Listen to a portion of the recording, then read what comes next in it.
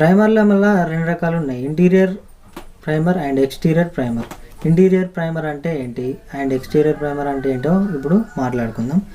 Interior primer అంటే ఇంటి లోపల వైపు వేసే ప్రైమరు ఇంటీరియర్ ప్రైమరు.